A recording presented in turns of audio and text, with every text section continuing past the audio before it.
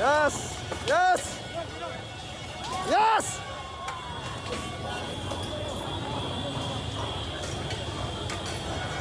Come on!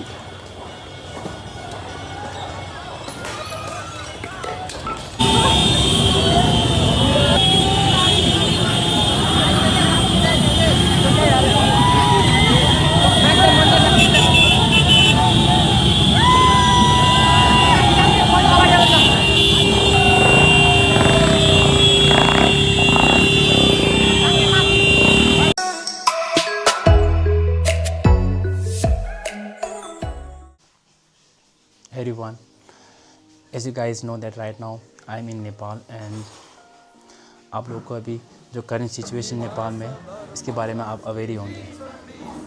काफ़ी दिनों से यहाँ पे एक प्रोटेस्ट चल रहा है एंड उस प्रोटेस्ट का नाम दिया है इन लोगों ने जेनजी प्रोटेस्ट।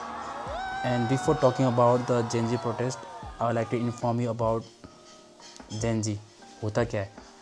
तो जेनजी मीन्स जनरेशन जेड, यानी कि ये वो बच्चे हैं जो फुल फ्लेज टेक्नोलॉजी के बीच में जन्मे हैं और छोटे से टेक्नोलॉजी यूज़ करते बड़े हुए हैं।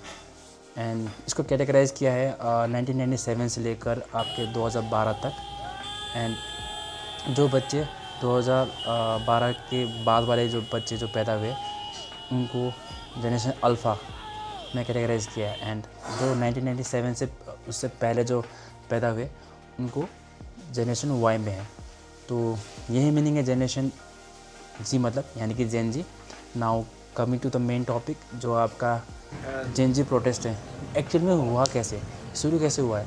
तो बिफोर द डेट ऑफ 4 सितंबर, इससे पहले से ये प्रोटेस्ट चल रहा था कि यहाँ पे दो चीज़ के लिए। एक तो पहला सबसे पहला है नेपोटिज़म या नेपो बेब्स एंड दूसरा है corruption.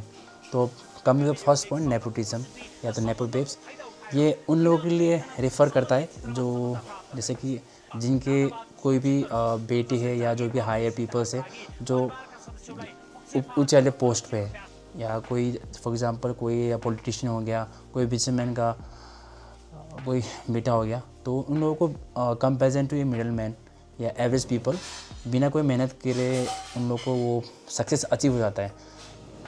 In the other hand जो जैसे हम जैसे मिडिल क्लास के बंदे हैं या नॉर्मल पीपल्स है, उन लोगों को ज़्यादा मेहनत करना पड़ता है। फिर भी जिन लेवल का सक्सेस वो लोग ले रहे हैं वो वाला सक्सेस एक मिडिल क्लास के बच्चे को प्लस एक नॉर्मल पीपल को मिलता नहीं है। तो ये था उनका पहला रीज़न जेन जी प्रोटेस्ट का।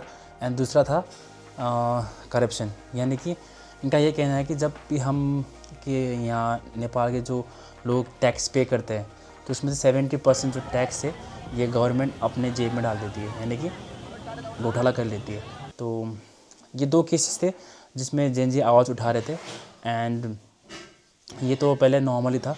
एंड अभी के करंट सिचुएशन में, यानी कि इस टाइम में जब सोशल मीडिया प्लेटफॉर्म एक स्ट्रॉन्ग प्लेटफॉर्म है या बेस है जहाँ पे लोग जम के आवाज़ उठाते हैं। एंड ये देखने को भी मिला कि जैसे लोगों ने यहाँ पे कोई लीडर था नहीं ये जेन जी जनरेशन का, तो उन्होंने क्या किया, पोस्ट किए, आपस में शेयर किए जो भी है, और इनका यूनिटी बन के ये लोग उतरे सड़कों पे या प्लेटफॉर्म पे एंड जम के इन्होंने विरोध किया against the corruption and nepotism babes के बारे में। तो ये हिस्ट्री में पहली बार ऐसा हुआ है कि बिना कोई लीडर का भी अभी इतने सारे बंदे एक जगह जमा होके और सबका एक ही गोल था जो था against the corruption and the nepotism. पहले पे तो ठीक ही था कि ये लोग नॉर्मली प्रोटेस्ट कर रहे थे यानी वर्बली। एंड ये थोड़ा सा बड़ा कब जब गवर्नमेंट ने 4 सितंबर को एक ऑर्डर पास किया कि जो फेमस सोशल मीडिया प्लेटफॉर्म है जैसे कि आपके यूट्यूब, व्हाट्सएप वगैरह इंक्लूडिंग 26 ऐप्स टोटल, इनको बैन किया। एंड उन्होंने रीज़न क्या दिया 3 रीज़न दिए उन्होंने। पहला ये रीज़न था कि जो ये भी फेमस जो सोशल मीडिया प्लेटफॉर्म है, इन्होंने क्या किया, गवर्नमेंट के साथ प्रॉपर ढंग से रजिस्ट्रेशन नहीं किया है। एंड इनको क्या है, जब ये रजिस्ट्रेशन करेंगे अपने कोई कंपनी यहाँ पे नेपाल में आके खोलना पड़ेगा, या कोई हेडक्वार्टर जहाँ पे ये जो भी है मैनेज करेंगे, एंड उसको फ़ाइन प्लस जो भी है इसको एक तरह से मनी पे करना पड़ेगा गवर्नमेंट को, जो उनके ऊपर फ़ाइन लगा हुआ है। एंड दूसरा क्या था कि जो भी ये सोशल मीडिया प्लेटफॉर्म जो भी यहाँ पे आके रजिस्ट्रेशन कर पाता है, तो उनके लिए एक ऑफिस होगा जहाँ पे एक मॉनिटरिंग ऑफिसर या कोई ऑर्गेनाइजेशन को परफॉर्म या बनाना था, जो क्या करती है, इस चीज़ को सोशल मीडिया प्लेटफॉर्म को मॉनिटर करेगी। एंड तीसरा क्या था, इसके अलावा जो भी ये सोशल मीडिया प्लेटफॉर्म के रूल्स एंड रेगुलेशंस को वॉयलेट करता है, जैसे कि फॉर एग्जांपल आज का ज़माना एआई का है, तो लोग क्या करते हैं, कोई फ़ोन लिया, किसी की फ़ोटो खींची या किसी का वीडियो बनाया, तो with the help of AI वो ऐसे गलत सलत वीडियो वगैरह बना देते हैं या फेक वीडियो बना देते हैं, जिससे किसी को मतलब ठेस पहुँचे या ऐसा कुछ हो सकता है। तो एक ये था कि ऑर्गेनाइजेशन बनाया जाए जिससे क्या होगा, ये चीज़ को मॉनिटर करेगा, और प्लस जो इसके अगेंस्ट जो रूल्स को वायलेट करता है सोशल मीडिया प्लेटफॉर्म के रूल्स को, तो उसको सज़ा देनी थी। तो ये 3 चीज़ का डिमांड किया था गवर्नमेंट ने। एक तरह से देखा जाए तो ठीक है, but in other hand according to Gen Z, ये क्या था, लोग के आवाज़ को दबाने की कोशिश, यानी कि गवर्नमेंट ने टोटली इसको बैन कर दिया। तो जिस तरह से वो कांटेक्ट कर पा रहे थे, तो उतना वैसा हो नहीं रहा था पहले, तो इससे और हालत ख़राब हो गया।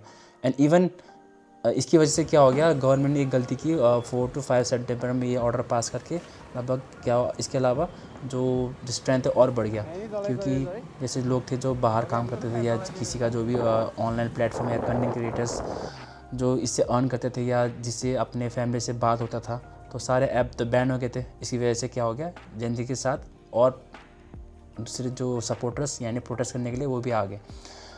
और तब तक ठीक ही था, स्टार्टिंग में ये सारा जो प्रोटेस्ट है वो चल रहा था नॉर्मली, वर्बली तौर पे लोग आ रहे थे, संग में बैठे थे, गाना गा रहे थे, या साथ में बातें करके और संग टाइम स्पेंड करके प्रोटेस्ट कर रहे थे और नारा कर रहे थे। ये जो सिचुएशन कब बिगड़ा, जब ग्रुप में से कोई बंदा वहाँ पे आया एंड उन्होंने क्या किया, पत्थर मारना स्टार्ट कर दिया।